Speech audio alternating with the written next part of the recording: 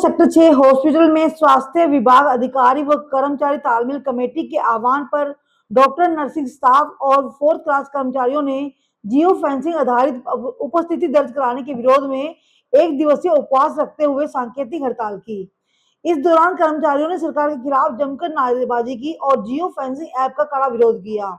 Nursing welfare association की state प्रधान वीना बांगड़ ने कहा कि सरकार ने स्वास्थ्य कर्मियों को अपने मोबाइल फोन में जियो फेंसिंग ऐप इंस्टॉल करने के निर्देश दिए हैं, जिसके जरिए 500 मीटर के दायरे में लोकेशन ट्रेस होगी। उन्होंने सवाल उठाया कि यह केवल स्वास्थ्य विभाग के कर्मचारियों पर ही लागू क्यों की जा रही है, जबकि अन्य विभागों पर ऐसी कोई शर्त नहीं है। हरियाणा सिविल सर्विसेज एसोसिएशन के प्रेसिडेंट डॉक्टर राजेश खियालिया ने कहा कि सरकार को इस मामले का संज्ञान लेना चाहिए। पहले भी आश्वासन दिए गए थे, लेकिन अब तक कोई ठोस कदम नहीं उठाया गया है। वहीं वरिष्ठ फार्मासिस्ट पुनीत गौतम ने चेतावनी दी कि यदि सरकार ने कर्मचारियों की मांगे नहीं मानी तो तालमेल कमेटी की आगे की रणनीति बनाकर आंदोलन को तेज करेंगे। डॉक्टरों और कर्मचारियों ने साफ कह दिया कि यदि आगामी दिनों में सरकार ने जियो फेंसिंग आधारित उपस्थिति को लागू करने पर जोर दिया तो विरोध और अधिक उग्र होगा। मेरा नाम है विनीता बांगड़, मैं स्टेट प्रेसिडेंट हूँ नर्सिंग वेलफेयर एसोसिएशन हरियाणा से। मैम, आज जो आप ये धरने पर बैठे हैं, एक दिन के, इस पे क्या कहना, तो मामला क्या बताइए। मैम, एक जियो फेंसिंग ऐप है जिसको कर्मचारियों को बोला गया है, सिर्फ हेल्थ डिपार्टमेंट को, कि आपने अपने फोन में डाउनलोड करना है उसको, जिससे कि हमारी 500 मीटर के दायरे की हमारी लोकेशन ट्रेस होगी। और इसके लिए हमसे कोई व्यूज नहीं मांगे गए और ये हमारे ऊपर थोपी जा रही है। और जो ये ऑलरेडी हम बायोमेट्रिक अटेंडेंस लगा भी रहे हैं, जिसमें हमारे फिंगरप्रिंट मैच किए जा रहे हैं, लेकिन उसके बावजूद हमारे ऊपर ये थोपा जा रहा है। और इससे हमारे साथ साइबर फ्रॉड हो सकता है, हमारी प्राइवेसी का उल्लंघन हो रहा है और हमारा कोई भी मिसयूज, इस हमारी जो लोकेशन इसका मिसयूज हो सकता है, हमें कोई ट्रैक कर सकता है, डाटा लीक हो सकता है। तो कुछ मतलब कंपनीज को या किसी के साथ टेंडर करके हमारी जो लोकेशन के लिए हमें बाध्य किया जा रहा है, वो सरकार की नीति गलत है और ये सिर्फ हेल्थ डिपार्टमेंट पे ही लागू की जा रही है। क्या हम कामचोर हैं? सभी ने देखा है, जब कोरोना का टाइम आया था सिर्फ हेल्थ वर्कर्स थे जो दिन रात ड्यूटियां कर रहे थे, यहाँ पे फूलों की बरसात की जा रही थी और आज हमें कामचोर साबित किया जा रहा है, जो कि सरकार का ये दोहरा रवैया है और इसका हम पुरजोर विरोध करते हैं।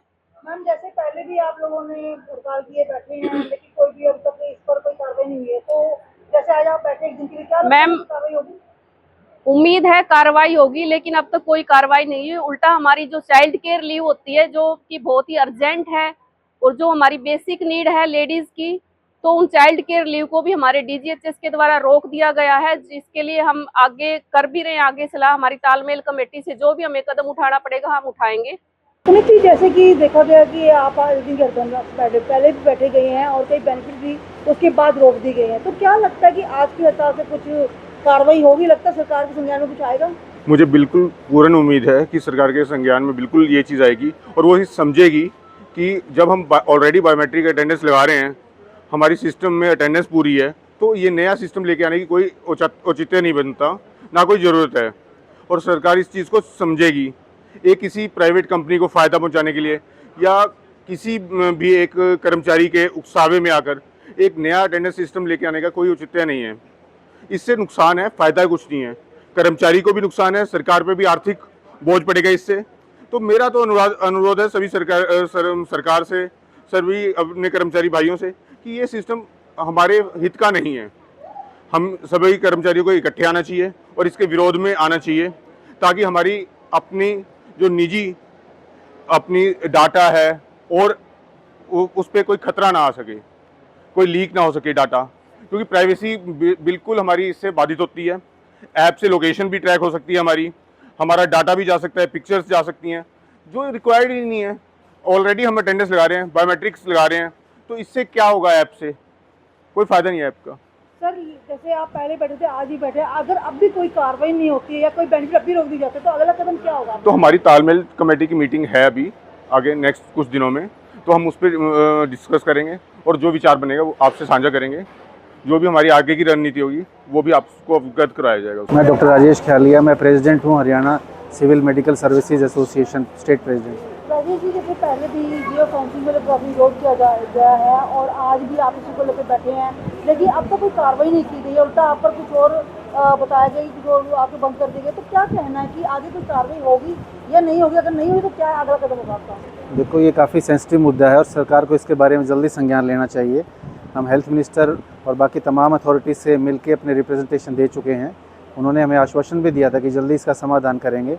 उसके बावजूद सरकार की तरफ से अभी जैसे हमारी चाइल्ड केयर लीव है और अन्य हमारी जो बेनिफिट्स हैं उन पर रोक लगा दी गई है, जो कि बहुत गलत है। हम बायोमेट्रिक से सारे कर्मचारी और अधिकारी हेल्थ में ऑलरेडी अटेंडेंस लगा रहे हैं, पर एक नई चीज़ हमारे ऊपर ही थोपना ये सरासर गलत है। तो इसका हम अभी भी सरकार से अनुरोध करते हैं जल्दी इसका समाधान करें।